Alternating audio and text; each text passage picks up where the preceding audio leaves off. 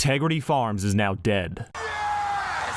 Well folks, the bi-weekly devil is over and we got a brand new episode of South Park to talk about. And it is kind of just alright. Yeah, I'm gonna be upfront with you guys. The premiere was phenomenal. The second episode slayed me, but this new episode feels like the most standard episode of South Park we've gotten so far. It's not terrible, but it is just alright. The double-edged sword of serialization is starting to show its ugly mug, but South Park is still South Park. There's a lot of good bits here, and the ChatGPT slander was much appreciated, just like the slander against the people who overuse it. As yeah, it really can make an idiot think they can do anything, including pulling off one of the sickest anime betrayals ever, and also one of the funniest. Hey, I'm shooting a commercial here! So just rip the band-aid off, Tegridy Farms is now dead. We are officially moving on from this storyline. The farm has been sold. We are free, and I'm mostly happy about that. I enjoyed it, but the overemphasis on Randy instead of any of the other characters did get grating after a while. I like the dude, but overplayed he very much was. But with that said, I do think we have to appreciate what Tegridy Farms was. It was an achievement, as it might be one of the best recurring and expanded gags in the entire story, providing Randy plenty of opportunities to do way too much, but times change and it's okay to move on. Kinda like how Randy's workers are being forced to move on by ICE, who are still doing their thing. Mr. Mackey may have quit the force, but the force is still doing exactly what it's doing in the real world, rounding up anyone suspected of being here illegally, with Randy now suffering the consequences. Apparently this isn't the first time this has happened, though it is the last. And Randy's entire family is so happy for it. We might just have to shut down the farm. So we can move back to our old house? You can say a lot about Randy and his business practices, like how shockingly successful this farm has been, like overall, but his family has never really been down for it. Sharon, I am shocked, has not divorced him yet. The kids, of course they hate it. They're in bumfuck nowhere away from all their friends. But again, personally, while I'm happy that it's finally over, it's run its course, I am a little bit sad to see it go, as it is truly crazy how long Tegridy Farms has just been around. We've seen Randy go from a small-time dealer to having his own enterprise, with this episode being the final evolution of Tegridy Farms and Randy's business practices as we watch him become a tech bro. As when you've lost everything else, just slap tech into the name and see if you can find a sucker. Transforms insights from the cannabis ecosystem into global action.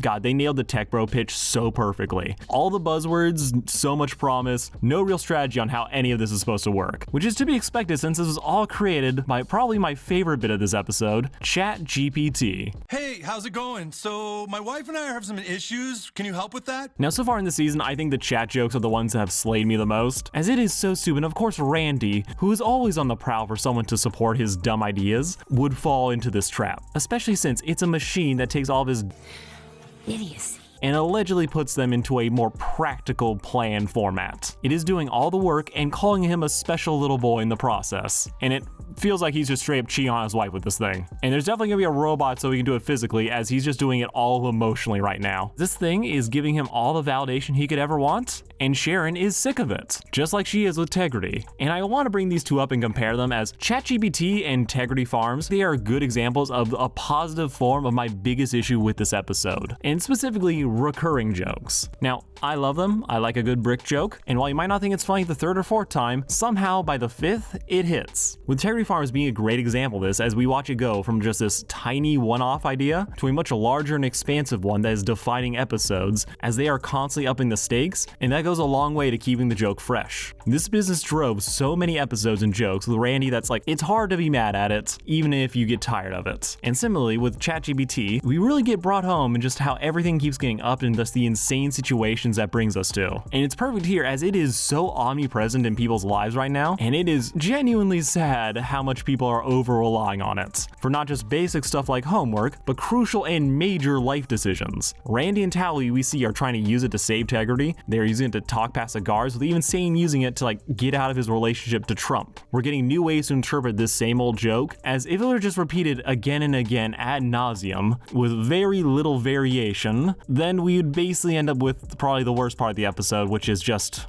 yeah, we get it. Trump has a small dick. And you do not have a small penis. And you definitely do not have a small penis. Smart penis. I think I said in the premiere, but I don't really care for small dick jokes. It's not because like they're not funny once in a while, but it's like the same thing every time. And right now, South Park has been doing basically the same thing every single time. And the fact that this season is leaning into serialization means that we are gonna keep seeing it for a long while. I didn't think it was amazing at the start, but it did have like this extra oomph because we knew Trump hated it. It honestly seemed like South Park could get in trouble for it, but since the president didn't do anything the first time, them repeating it again and again, it kind of loses a lot of its shock value. There's not a lot of novelty in poking the bear if you know that the bear isn't gonna poke back. If the rest of y'all are enjoying it, congrats, you're not a miserable bastard. But this is again the risk and reward of serialization, where they can take a joke at the start of the series and really ramp things up and pay it off in some insane way later down the road. I haven't given up hope yet that they're gonna tie this into something huge later, but at the moment it is feeling a little lacking. Especially since there's so many insane things happening constantly. There's so many things you could make fun of Trump for, that going for this very low-hanging fruit feels like a missed opportunity when we can do something that really stings. Also, I'm waiting for Satan dating Trump to really like amount to something besides driving home the point that he's basically Saddam Hussein, or that he's just Saddam Hussein in disguise. Well, we'll see about that. Satan himself seems very convinced that he won't be able to escape, but I'd like to move on to one of my favorite sequences of the episode, which was Trump getting all the gifts, as business leaders and various diplomats are just giving bribes. And we're just gonna burn through these references. The Florida thing is because he deregulated space companies, so now they can just do more and worry less about the environment. Apple's here because they have also been kissing the ring extremely hard, but the absolute goldmine to me was Qatar, and how they are giving him a miniature version of Air Force One, which is in reference to the fact that they gave him a massive luxury plane that is now being converted into Air Force One. And it's gonna cost $400 million to $1 billion to renovate it, as at the moment, it's just a luxury plane. It needs some massive upgrades to actually protect the president in it. Also, they made a deal that you can keep using it when he's not present, so yes, this is just a giant fucking personal bribe. But of course, the greatest bribe in reference of all was the member berry that was Randy pulling a Return of the Jedi and giving Tally away to Trump. In return for your understanding, I wish to offer you a gift.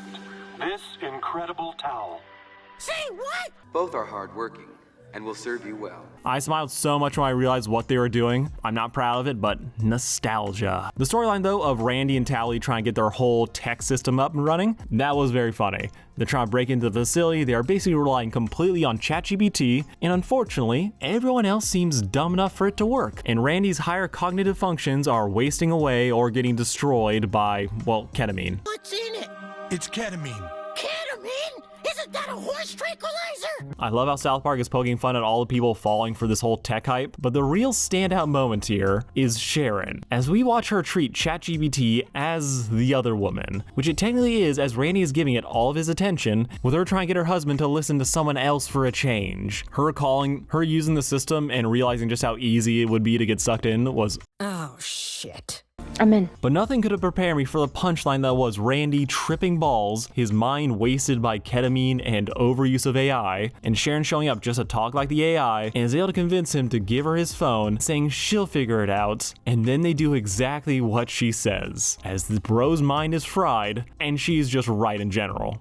You bitch. I'm curious to see if they're gonna have her keep doing this to have Randy just listen to her in general, but I'm really hoping they keep this recurring joke out of all of them, as there's still so much to do here versus the other thing. Hey, relax, guy. Don't got much else to say about this episode. Thought it was funny enough for a standard episode of South Park. I think some of the recurring bits are losing steam, but I can totally see them saving this with some grand conclusion that makes it all worth it. The way they made fun of ChatGPT becoming omnipresent, allowing anyone to think they can become a tech genius, along with the sad reality that it's actually true if you can bribe the president enough to remove all those pesky laws. Like, we were all fine with asbestos anyway. I think this is a great stepping stone for a much bigger payoff later down the road, and I'm hoping we don't get an extra week wait for this one. There's just so many things going on that I need to see slandered, as yeah, the Poon thing, perfect opportunity right there.